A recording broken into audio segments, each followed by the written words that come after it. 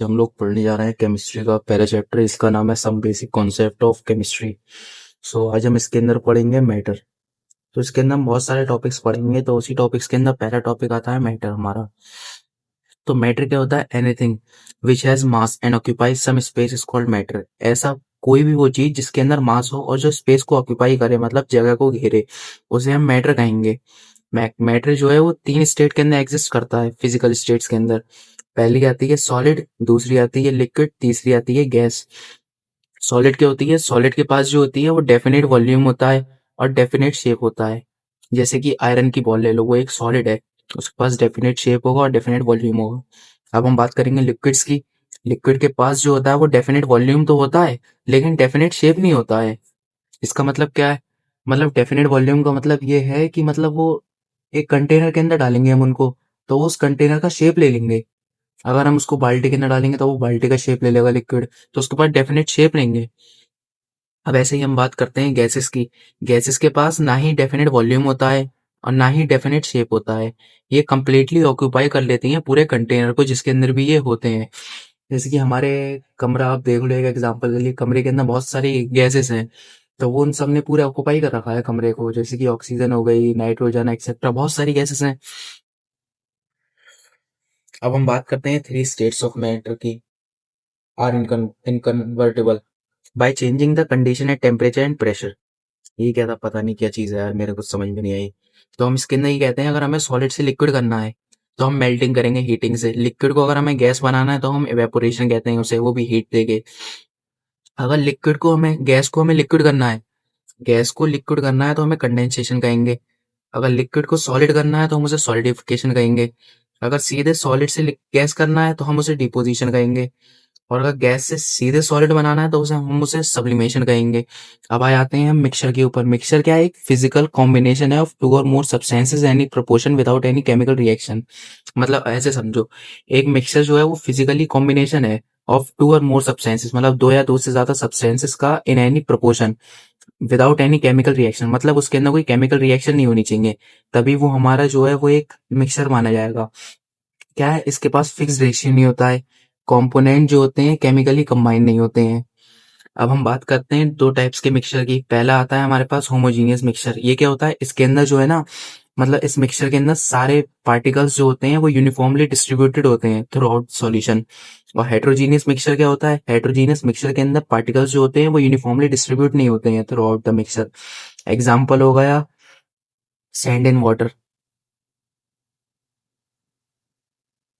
और होमोजीनियस का एग्जाम्पल होगा शुगर सॉल्यूशन। अब हम बात करेंगे प्योर सब्सटेंसेस की। अब प्योर सब्सटेंस जो है इज अ मटेरियल है जो कि एक ही काइंड ऑफ पार्टिकल से बना है एंड उसके पास जो है fix composition and fix properties होती हैं। कैसे करके? प्योर सब्सटेंस एक वो मटेरियल है जो सिर्फ और सिर्फ एक ही काइंड ऑफ पार्टिकल से बना है और उसके पास फिक्स कंपोजिशन है और फिक्स प्रॉपर्टीज हैं उसकी अपनी खुद की। अब प्योर सब्सटेंस को भी हम फर्दर क्लासिफाइड करते हैं। पहला आता है हमारा एलिमेंट। एलिमेंट क्या होता है? एलिमेंट जो होता है वो एक प्योर सब्सटेंस होता है made up of only one kind of atom. मतलब वो सिर्फ एक ही काइंड ऑफ एटम से मिलके बना होता है, तो हम उसे प्योर सब्सटेंस, प्योर एलिमेंट कहते हैं। मतलब जो एक ही काइंड ऑफ एटम से मिलके बना हो प्योर सब्सटेंस, उसे हम एलिमेंट कहेंगे।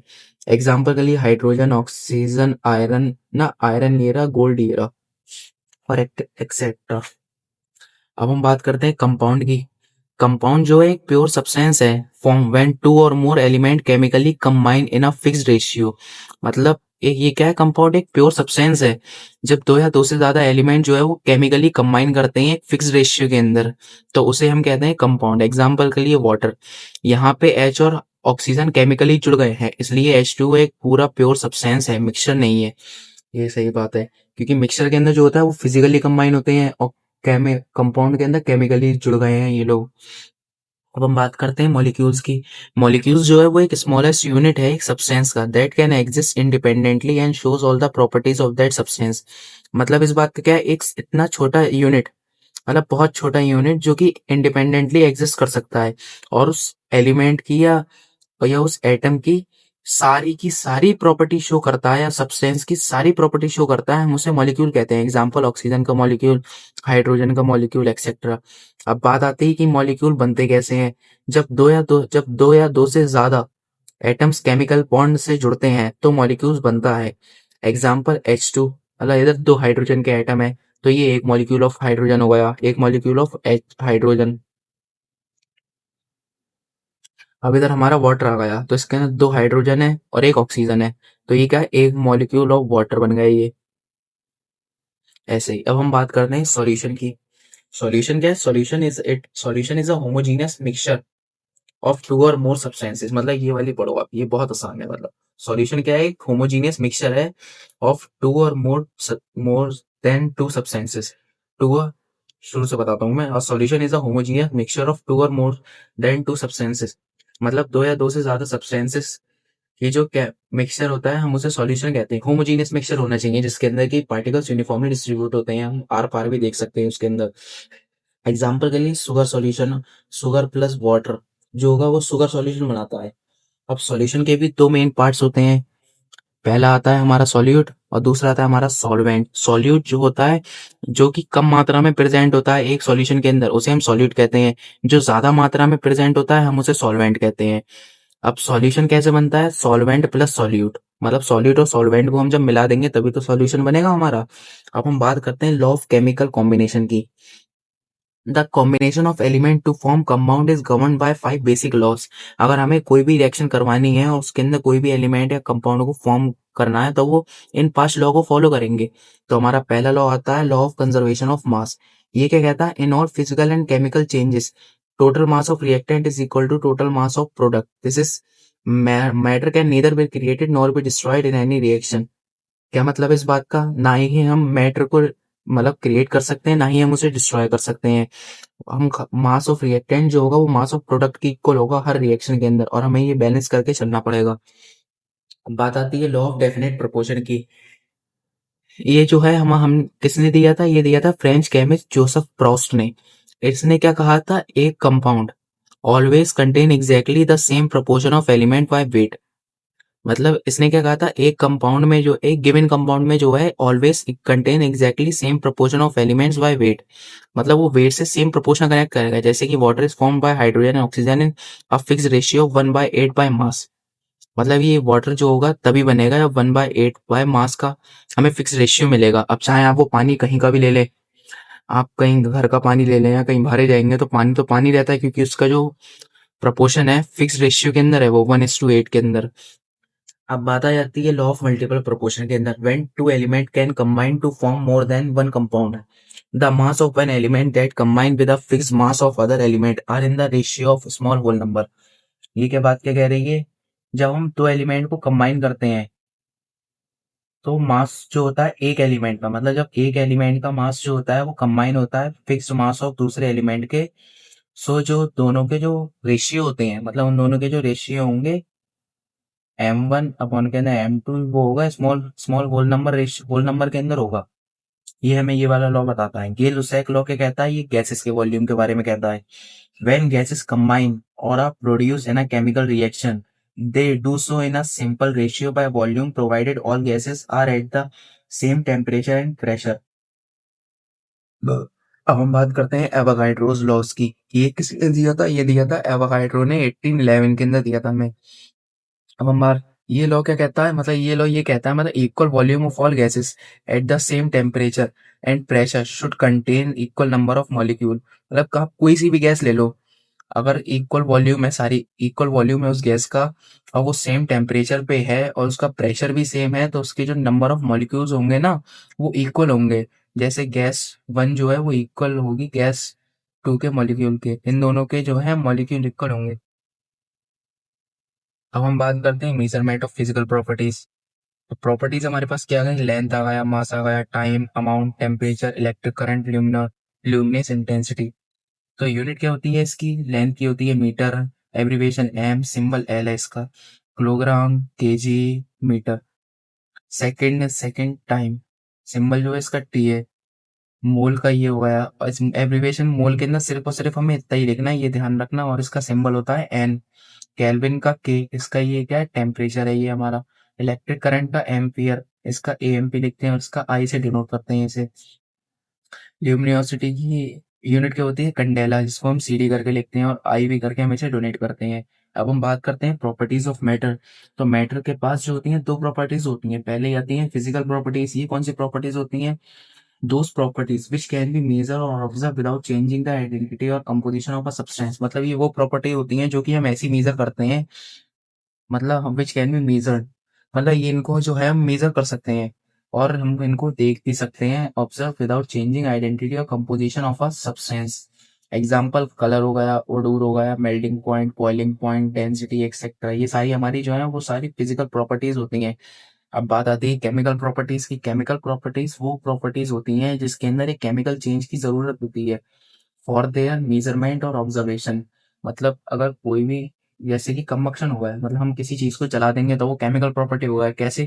क्योंकि उसके अंदर एक केमिकल रिएक्शन भी हो गया और उसको मेजर करने के लिए हमारे पास वो भी होगा कि कंबक्शन हो रहा है इधर हम पे। अब हम बात करते हैं मास एंड वेट की। मास जो होता है एक सब्सटेंस का is the amount of matter present in it. जैसे ये एक ये चीज है, इसके अंदर जितना भी बहुत सारा मैटर प्रेजेंट है तो ये इसका क्या है, मास होगा ये इसका। और वाइल वेट जो होता है वो होता है फोर्स होती है exerted by gravity on an object. मतलब ये क्या है, नीचे को जो फोर्स लग रही है, ग्रेविटी जो लगा रही है, उसे हम कहते हैं वेट। इसका फॉर्मूला होता है W is equal to M G. ठीक है, weight is equal to mass into gravitational force. अब एक इम्पोर्टेंट बात, द मास ऑफ सब्सटेंस, जो मास जो होता है एक सब्सटेंस का वो कांस्टेंट होता है। वेयर एस इसका जो वेट होता है वो वेरी कर जाता है, क्योंकि हर जगह ग्रेविटेशनल फोर्स अलग अलग होती है इस चक्कर में। अब हम बात करते हैं वॉल्यूम की। वॉल्यूम क्या है? It is the amount of space occupied by a substance. Volume क्या है? एक अमाउंट ऑफ स्पेस है। जैसे ये सब्सटेंस है हमारा, इसने इतना स्पेस ऑक्यूपाई कर लिया तो ये इसका वॉल्यूम हो गया। इसकी एसआई यूनिट क्या होती है? Metre cube. और डेंसिटी क्या होता है? डेंसिटी जो है substance, it is a amount of mass per unit volume. Amount of mass मतलब मास पर यूनिट वॉल्यूम जो होगा वो हमारा डेंसिटी कहलाएगा। जैसे कि ये एग्जाम फॉर्मूला रहा। अब हम बात करते हैं uncertainty in measurement. Uncertainty in measurement refer to the doubt और limitation in the accuracy of all measure device, value to imperfection in measuring instrument methods और ऑब्जर्वेशंस। ये क्या कहना चाह रहा है? अनसर्टेनिटी जो होती है एक मेजरमेंट में रेफर करी जाती है, जिसको हम डाउटफुल या लिमिटेशन कहते हैं इन the accuracy of measured value. मतलब कोई भी हमने वैल्यू मेजर करी, 22.6 मान लो, तो ये तो हमारी सर्टेन होगी वैल्यू। ये वाली जो है वो हमारी डाउटफुल है। ये रहा हमारे पास चीज। अब इसके अंदर भी मेजरमेंट के अंदर accuracy and precision are essential concept that help access the reliability of a result. अब हम बात करेंगे एक्यूरेसी क्या होता है। Accuracy refers to how close a measured value to the true or accepted value. इसका कहने का क्या मतलब है? जैसे कि एक ट्रू वैल्यू है हमारे पास, वो है 3। अब एक्यूरेसी क्या होगी? जैसे कि एक बंदे ने निकाली वैल्यू, ए ने निकाली वैल्यू, ए ने वैल्यू निकाली 2.85, बी ने निकाली हमारे पास 2.99, सी ने निकाली हमारे पास 3।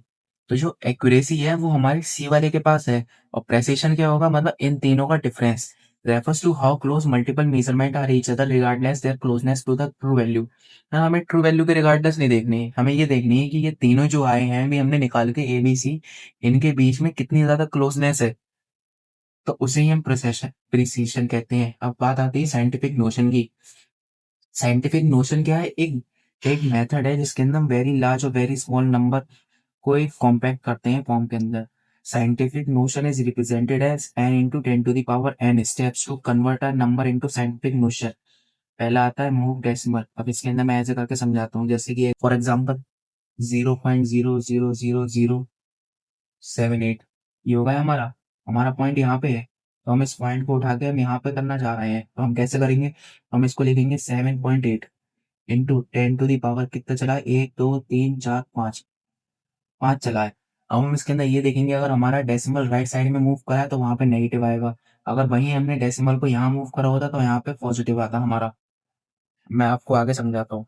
Count the number of place of decimal has move. Left shift के अंदर एन पॉजिटिव होगा, राइट शिफ्ट में एन नेगेटिव होगा। मतलब लेफ्ट करेंगे तो एन जो होगा वो पॉजिटिव होगा, राइट करेंगे तो एन जो है वो माइनस होगा। Express the number as n into 10।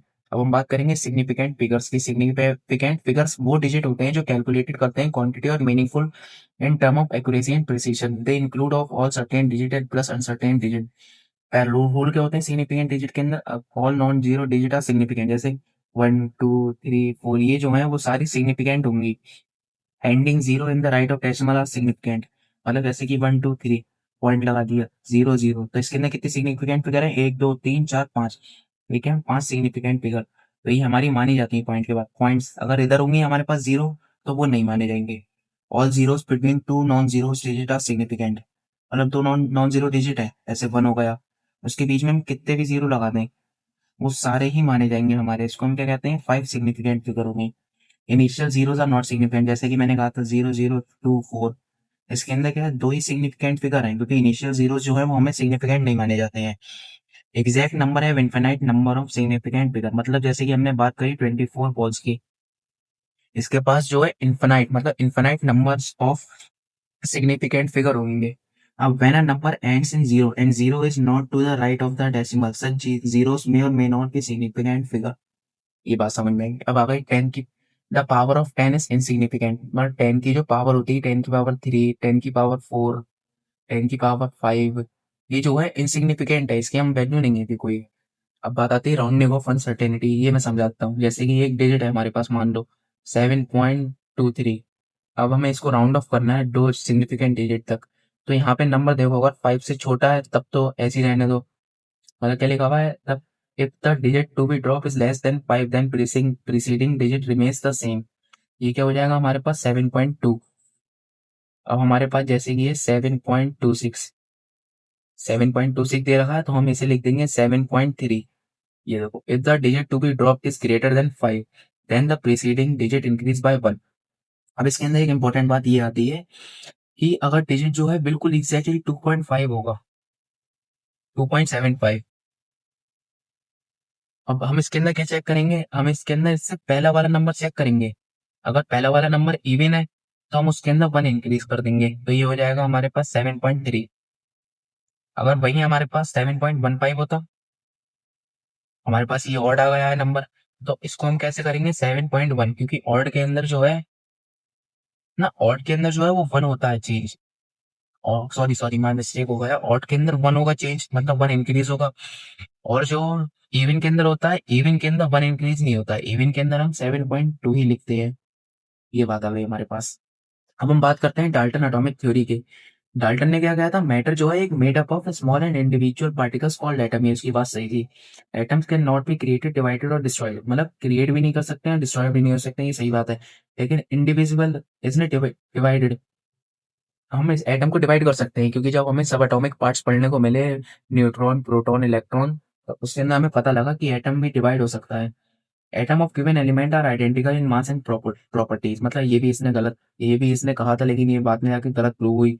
Atoms of different element have different mass and properties. Different element, ये भी इसकी बात गलत हुई थी। Atoms combine in simple number ratio two form compound. ये भी इसकी बात गलत हुई थी, क्योंकि शुगर जो है एक जाना माना कंपाउंड, वो सिंपल होल नंबर रेशियो के अंदर कंबाइन नहीं होता है। दिखा रहा हूँ मैं इसे। तो हम बात करेंगे limitation of Dalton atomic theory की। अब डिस्कवरी ऑफ आइसोटोप, मतलब atom of the same element can differ in mass, proving they are not identical. जैसे हाइड्रोजन है हमारे पास, इस हाइड्रोजन के जो है एक 3 आइसोटोप होते हैं। मतलब ये जो है डिफरेंट मास के है, हमारे पास 3 हाइड्रोजन के आइसोटोप हो गए। अब इसने कहा था कि एटम्स जो होते हैं are divisible, not divisible, items are not divisible. तो discovery of sub atomic particle reaction shows that atoms can be divided। तो इसमें ट्रांसमिशन ऑफ एलिमेंट्स क्या है? Bye nuclear reaction, atom of one element can be converted into atom of another element. मतलब nuclear reaction से हम एक atom के element को दूसरे में कन्वर्ट कर सकते हैं। अब हम बात करते हैं आइसोमास की। Atoms of different elements may have the same mass, such as calcium and argon with the 40। Calcium भी कहीं और लाई करता है पीरियोडिक टेबल में, आर्गन भी कहीं और होता है, लेकिन इनका जो मास है वो सेम है। इसने ये जो लिमिटेशन ऑफ वो क्या था डाल्टन एटॉमिक थ्योरी, इसने ये फेलियर हो गया था कि मतलब एक्सप्लेन करना, मतलब इसने एक्सप्लेन नहीं कर पाया था कि केमिकल बॉन्डिंग कैसे होती है। तो Dalton could not explain how atoms combine to form compound molecule element. अब non simple ratio in compound, atom may not always combine in simple whole number ratio, such as in sugar C12H22O11। इसके अंदर जो है simple whole number ratio के अंदर combine नहीं है। ठीक है ना? अब हम बात करते हैं atomic and molecular mass. Atomic mass क्या होता है? Atomic mass is the total mass of an element which is the sum of mass of its proton. जैसे हाइड्रो H2O हमने ले लिया, तो हाइड्रोजन का एटॉमिक मास क्या होगा हमारे पास? हाइड्रोजन का मास होता है 1, हमें कितना दे रखा है 2, तो इसका क्या हो जाएगा 2U। ऑक्सीजन का क्या होता है हमारे पास 16U। ये उसका एटॉमिक मास है। एवरेज एटॉमिक मास निकालने के लिए sum of its element isotope each multiply by, अरे यार छोड़ो अभी से।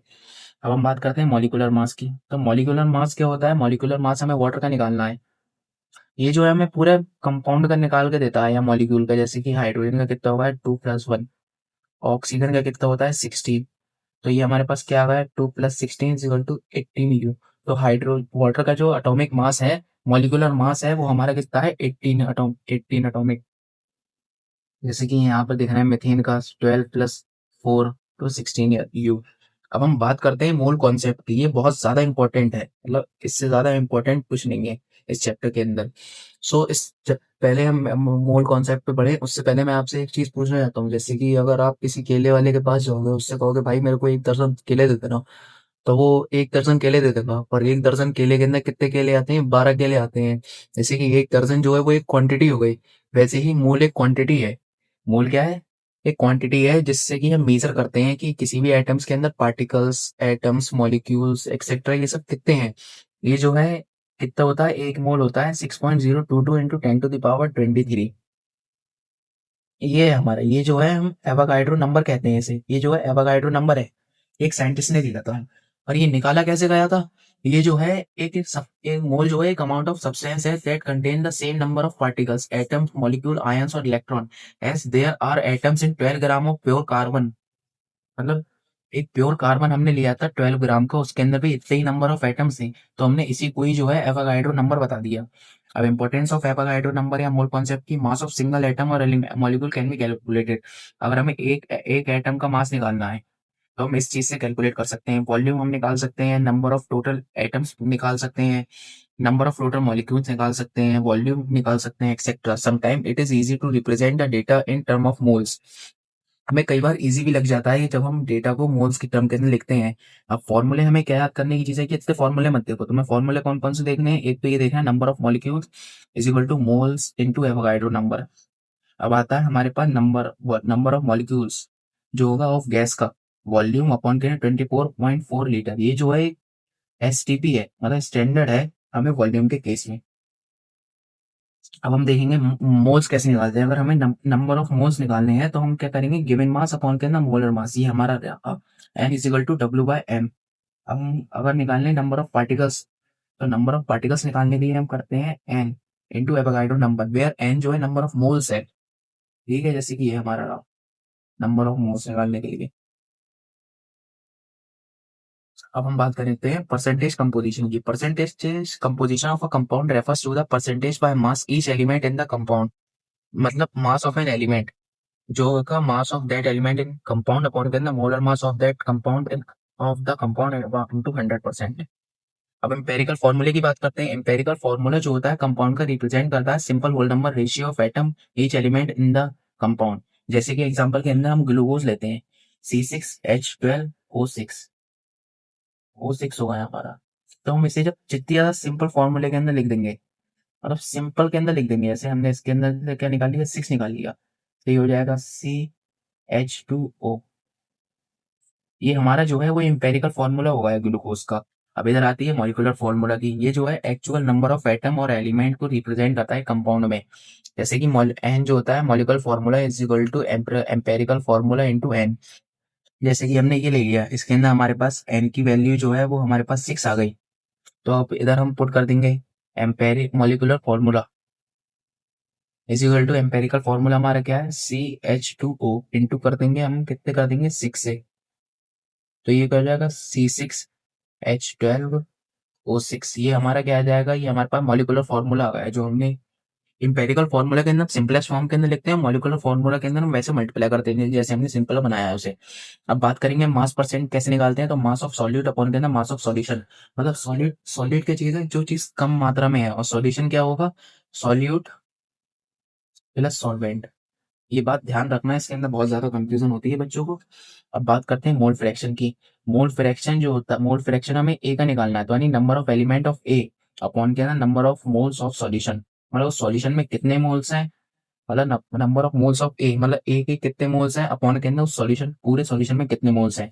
अब हम बात करते हैं मोलैरिटी की। मोलैरिटी जो है हमें गैसेस के वॉल्यूम के अंदर, वॉल्यूम जो होता है मोलैरिटी के अंदर हम लीटर के अंदर निकालते हैं। वही number of moles of solute, इसके अंदर क्या है, सॉल्यूट के मोल्स हैं ऑफ सॉल्यूट अपॉन के अंदर volume of solution in litre, मतलब volume of solution in litres है। अब मोलैरिटी की बात करते हैं, तो मोलैरिटी को हम जो है स्मॉल एम से रिप्रेजेंट करते हैं और मोलैरिटी को हम बड़े एम से रिप्रेजेंट करते हैं। तो इसका क्या है, number of moles of solute, solute का mass of solvent in KG, उधर सॉल्यूशन का मास था इन वॉल्यूम के अंदर और इसके अंदर क्या है, केजी के अंदर मास है सॉल्यूट का। अब हम बात करते हैं स्टियोक्योमेट्री की। ये क्या है, एक स्टडी होती है quantitative relationship between reactant and product in a chemical reaction based on a balanced chemical equation. ये क्या है, एक स्टडी है क्वांटिटेटिव रिलेशनशिप की between reactant and products in a chemical reaction based on a balanced chemical equation. It ensure that the law of conservation of mass is followed where the total mass of reactant equal to the total mass of product. Example H2O। तो ये जो है हमारा स्टियोकेमेट्रिक coefficient हो गया, मतलब 2 mole of hydrogen react करेंगे 1 mole of oxygen के, 1 मोल ऑफ ऑक्सीजन से, ताकि हमें 2 मोल ऑफ वाटर मिल जाए। स्टियोकेमेट्री क्या करता है, हमें हेल्प करता है to calculate how much oxygen is needed for a given amount of hydrogen और how much water will form. अब हम बात करते हैं लिमिटिंग एजेंट की। Limiting agent is the reactant in a chemical reaction that is completely consumed first, thereby limiting amount of product formed. Once the limiting reagent is exhausted, the reaction stop even if other reactants are present in a excess. अब यार समझ में नहीं आया ना तुम्हारे, मेरे भी नहीं आया, मैं तुम्हें एक एग्जांपल लेके समझाता हूँ। तुम्हारे घर के अंदर 4 लोग हो, अब तुम्हारी अम्मी ने खाना बनाया कुछ भी, तो उसमें से तुम्हारे 4 सब्जी बनाई अम्मी ने, मान लो 4 में से 1 खत्म हो गई और तुम्हें वही सब्जी खानी थी, तो वो क्या होगा, वो तुम्हारे लिए लिमिटिंग एजेंट होगा। अब तुम कुछ खाओगे नहीं तो तुम्हारी रिएक्शन नहीं होगी, ना तुम्हारे पास एनर्जी मिलेगी, तो हम उसी को ही लिमिटिंग एजेंट कहते हैं। तो